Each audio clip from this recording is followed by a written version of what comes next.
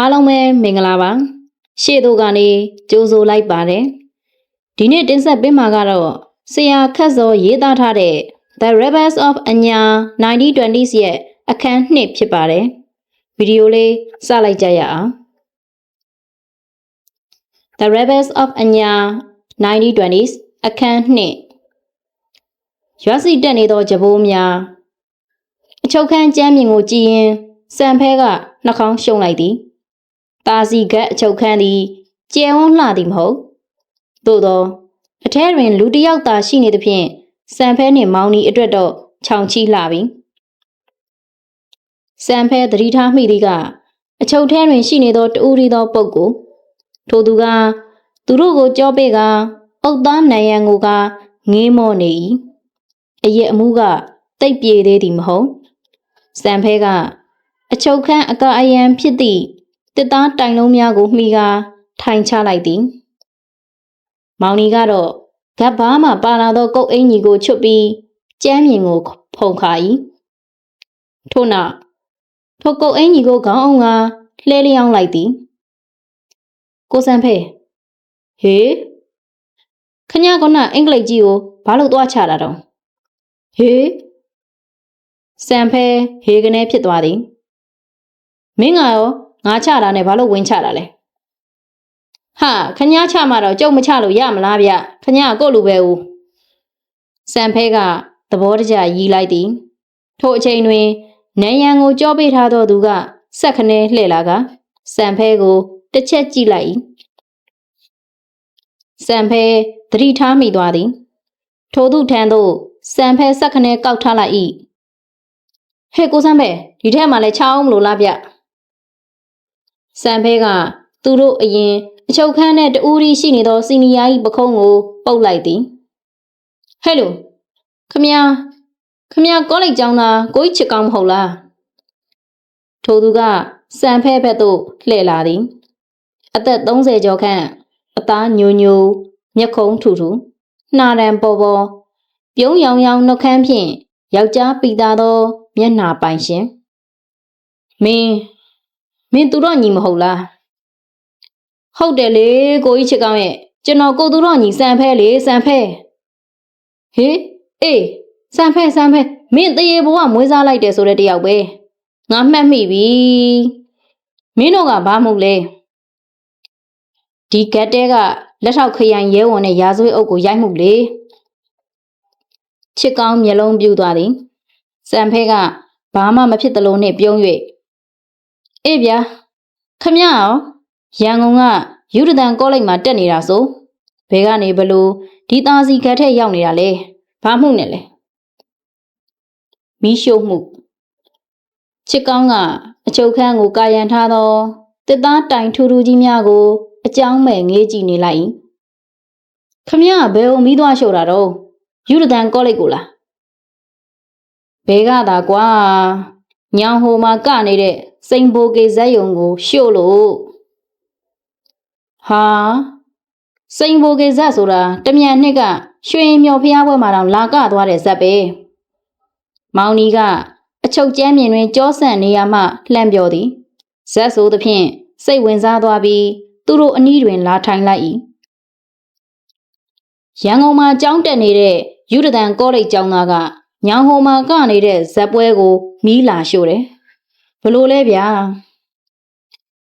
စံဖဲရေ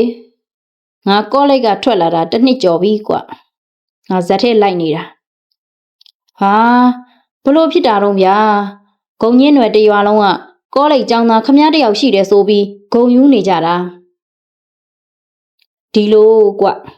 ငါယူဒသန်ကောလိပ်မှာတက်နေတော့ရန်ကုန်ကြည့်မြင်နိုင်တဲ့ဇက်ပွဲတွေကိုရှောက်ကြည့်ရင်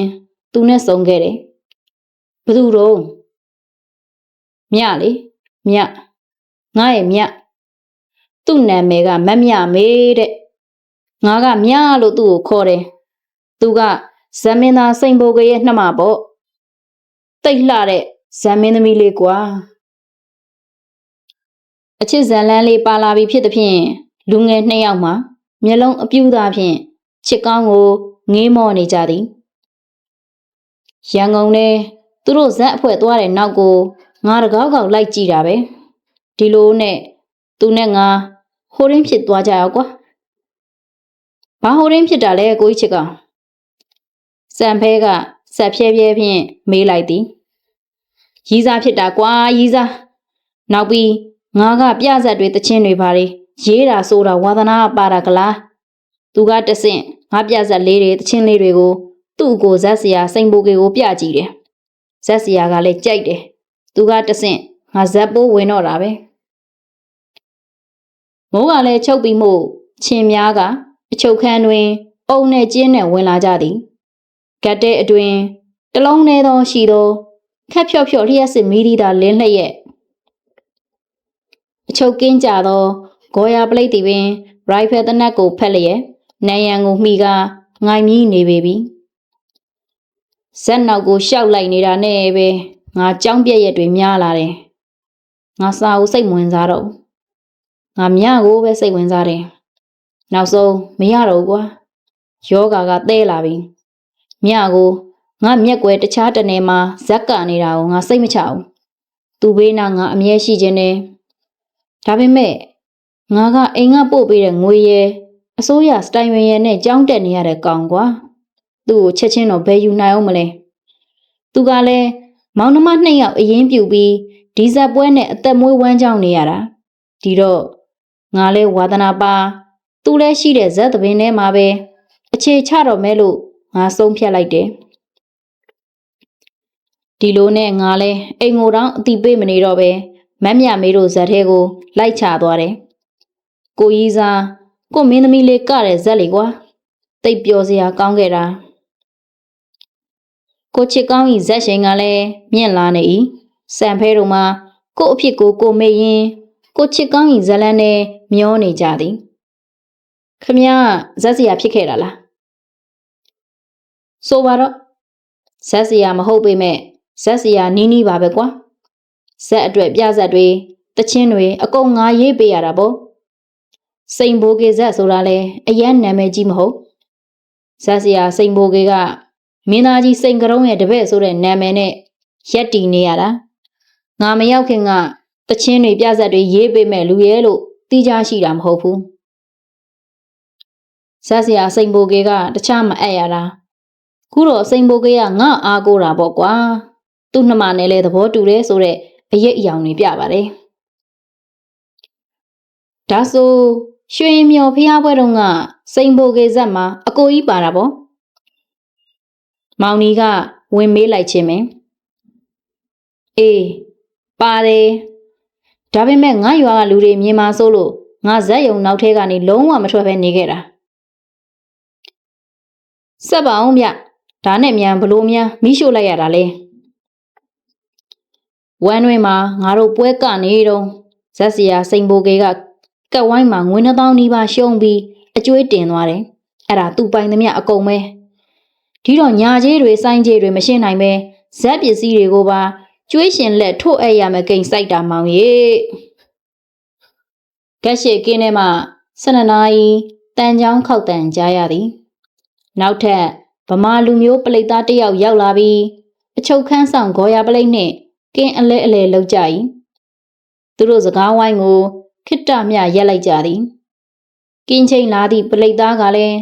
ပစိုးတစ်ထဲကိုထုတ်ဖြန့်ခင်းကအညာဆောင်သူကြီးကိုခြုံလျက်တနက်ကိုပိုက်လျက်ကိုွေးပြန်လေပြီးအညာဆောင်မဟုတ်လားစက်ပါအောင်ကိုကြီးချစ်ကောင်စိန်ဘိုကေကငါရဲ့မြကိုသူ့အကျွေးတွေအတွက်တထေးတစ်ယောက်လက်ကိုထိုးအပ်ခဲ့တယ်ဟာစံဖဲရောမောင်ဒီပါဟာကနေဖြစ်သွားကြ၏ဟုတ်တယ်ဝမ်းတွင်းကတထေးတန်တိုင်းနဲ့စိန်ဘိုကေကအကျွေးတွေကိုဆက်ဖို့တန်တိုင်းစီကနေအတိုးနဲ့ချေယူရတာပေါ့တန်တိုင်းဆိုတာဝမ်းတွင်းမှာတော့မတိသူမရှိတဲ့တထေးပဲအုတ်ချုပ်ရေးပိုင်းကဘိုးတွေအထိသူကပေါက်ရောက်တယ်ချစ်တီးတွေကိုတောင်သူကလက်ခွဲအဖြစ်ပစံနေထုတ်ပေးပြီးအတိုးချိစားတာသူကစိန်ဘိုကေကိုတစ်လ40တို့နဲ့ငွေ2000ချီတယ်ငါတို့ဇက်ဆိုတာလဲရွာကလေးတွေကငှားမှကရတာမျိုးလေကွာတလသူ့အတိုးနဲ့တင်ဇက်ကခက်ရဲ့နောက်တော့တန်တိုင်းက တို့ဇက်စရာကရနေရတိုင်းကိုအတိုးလာတောင်းသလိုလိုနဲ့ရောက်လာရင်ငါ့ရဲ့မြကိုပိုးတော်တာပဲဒီလိုနဲ့ညောင်ဟိုမှာဇက်ကနေတော့စိန်ဘိုကေကငါ့ကိုခေါ်ပြောတယ်မြကိုတထေးတန်တိုင်းနဲ့ပေးစားပြီးဝမ်းတွင်းကိုထည့်လိုက်တော့မယ်စိန်ဘိုကေကတော့မင်းသမီးအစ်စ်တလက်ထက်တင်မယ်ငါ့ကိုလည်းဇက်စရာယာရုခန့်ပြီးညာကြီးတိုးပေးမယ်တဲ့လေကိုချစ်ကောင်းကစကားကိုစက်မပြောမေးကြောများထောင်သည့်အထိအန်ကိုကြိတ်ကရက်တန့်နေသည်ခမရဲ့မင်းသမီးကလည်းလက်ခံတာပဲလားကိုကြီးချစ်ကောင်းကတပြင်းချကခေါင်းညှိမ့်လိုက်သည်ကောလိပ်ကျောင်းသားကွာအရေးပိုင်ဝင်းနောက်အထိဖြစ်နိုင်မဲ့ဘဝမျိုးကွာဒီဘဝကနေငါသူ့တမျက်နှာနဲ့ခုံချခဲ့တာငါ့ကိုမျှော်လင့်ကြတဲ့ငါမိဘငါအတိုင်းဝိုင်းငါရွာကလူတွေကိုပါငါစွန့်ပြီး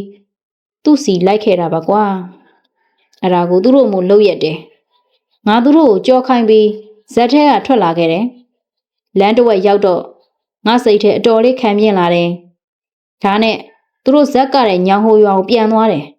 နေ့လေပိုင်းဆိုတော့ဇက်ယုံထဲမှာအားလုံးအိတ်နေကြတာငါလဲဇက်ယုံရှေ့မီးတိုင်တွေထွန်းတဲ့နေရာမှာတုံးတဲ့ကညင်စီတပုံးကိုယူပြီးဇက်ယုံအရှိပိုင်းကိုမီးရှို့ပစ်လိုက်တာပဲအကုန်လောင်းသွားရောလား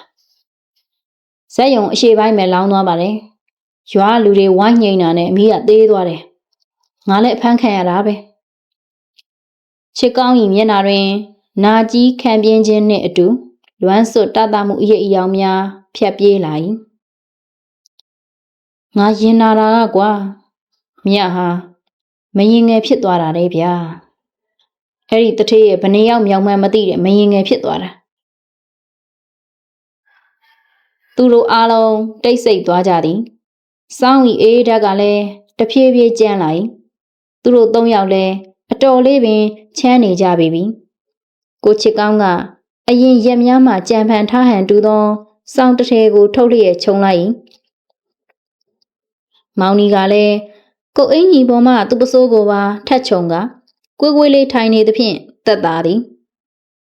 စံဖဲမှာ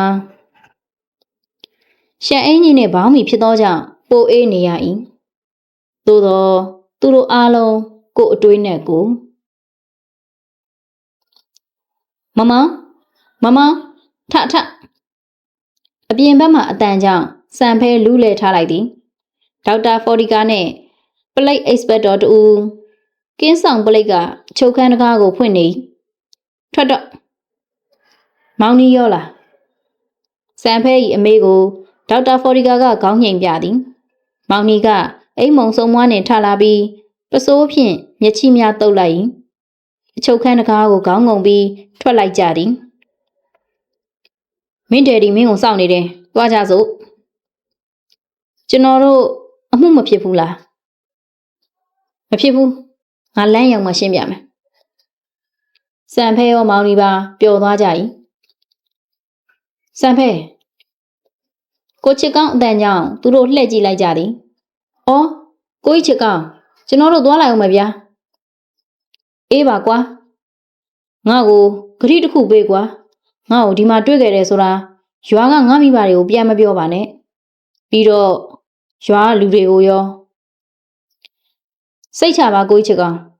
အခုကျွန်တော်တို့မိဘတွေလည်းဂုံကြီးရွာမှာမနေတော့ပါဘူးမဲတော့ကိုပြောင်းနေကြတယ်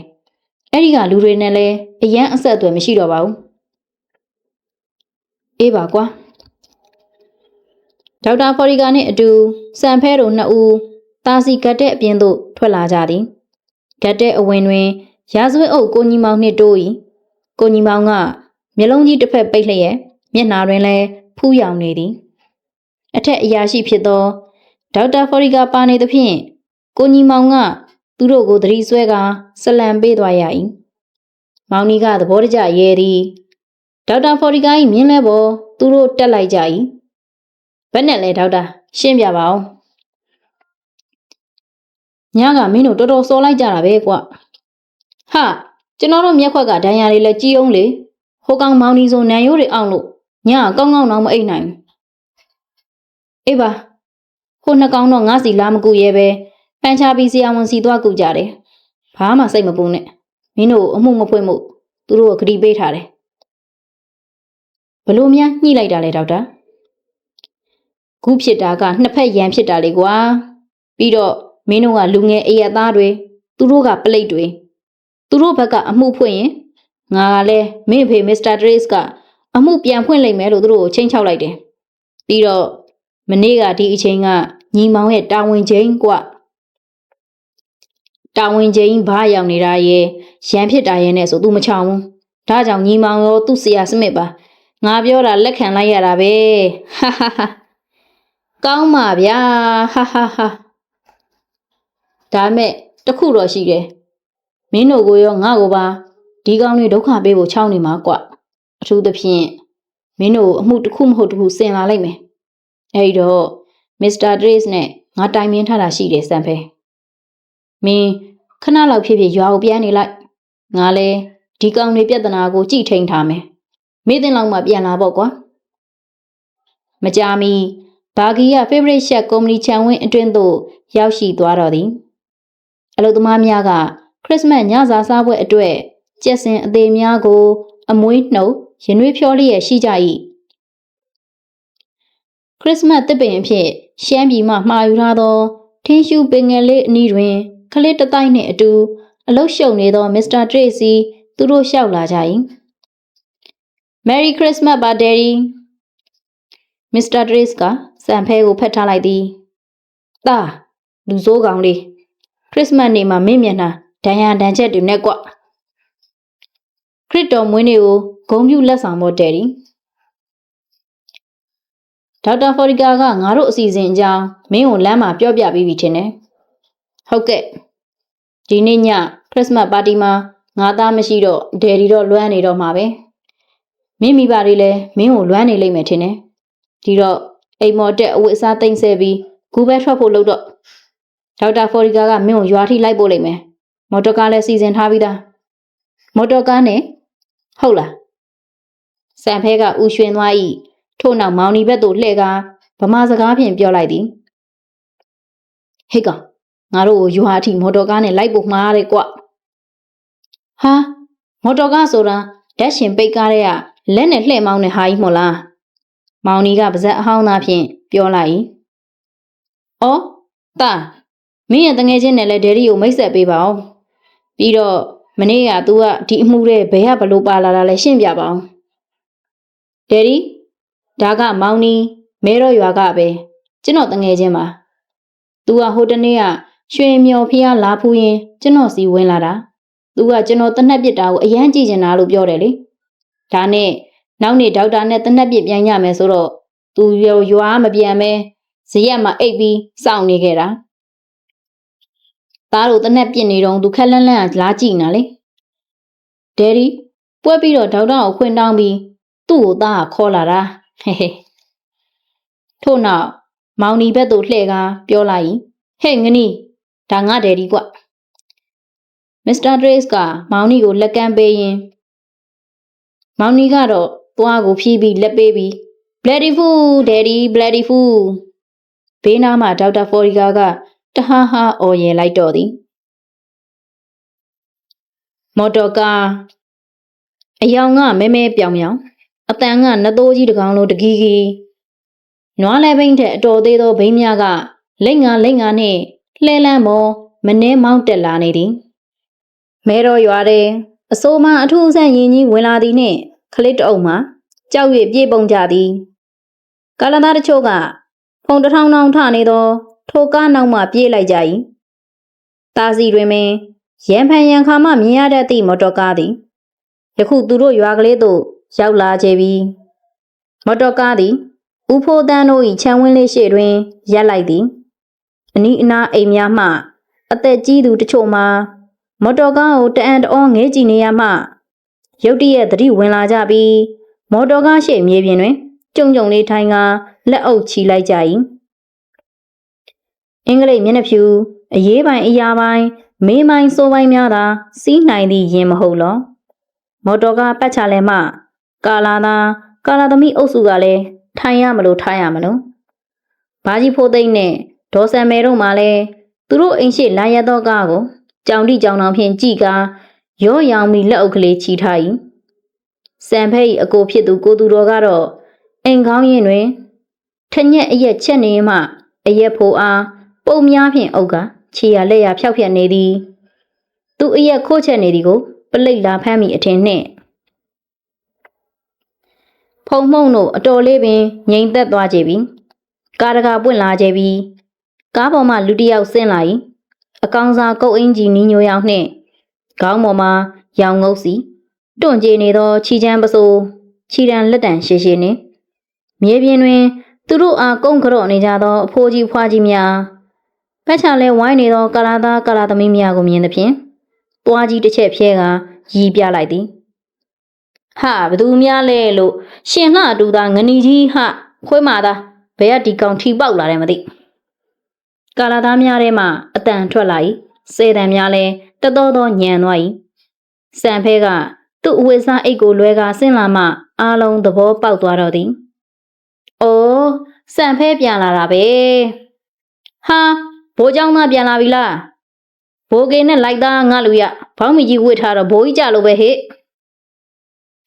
ရွာသားများကစံဖဲနာသို့တိုးကပ်ကအလူအရက်နှုတ်ဆက်ကြ၏ရောင်မေစုနှင့်မိန်းကလေးငယ်တဦးကစံဖဲ၏ပေါင်ကိုကုပ်၏ဟာမဆောရှင်လေးစံဖဲကကလေးမကိုကောက်ကြည့်ကမှုှကျူလိုက်ကလေးမပါဇက်ကမူဥအာသာပြောနိုင်သည်စံဖဲ၏အောက်မှနှမအငယ်ဆုံးမဆောရှင်ကမွေးရမှာစွန့်အားနေသူပင်မော်တော်ကရွာတဲ့ဝင်လာသည်ဆိုသည်နှင့်မဲတော်တကြီးဥရပိုင်းသည်လဲဘိုးဘဝါကိုခေါင်းပေါင်းလျက်မိထီလာနေပိုင်းစုချထားသောငွေသားကြီးကိုလွဲကာရောက်ချလာလေသည်။အော်စံဖဲရမော်တော်ကားကြီးနဲ့လာတာဆိုတော့ငါနဲ့မင်းမိုင်းစိုးပိုင်းကအစိုးရကိစ္စနဲ့လာတယ်မှတ်နေတာကွ။ဥရပိုင်းစကားမဆုံးခင်ပင်ကားရှည်ကမ်းမှဒေါက်တာဖော်ဒီကဆင်းလာ၏ဥရပိုင်းမှာလှုပ်လှုပ်ရှားရှားဖြစ်သွားပြီးလက်အုပ်ချီလိုက်သည်စံဖဲမင်းတို့အိမ်ကဒီအိမ်လားဟုတ်ပါတယ်ဒေါက်တာငါက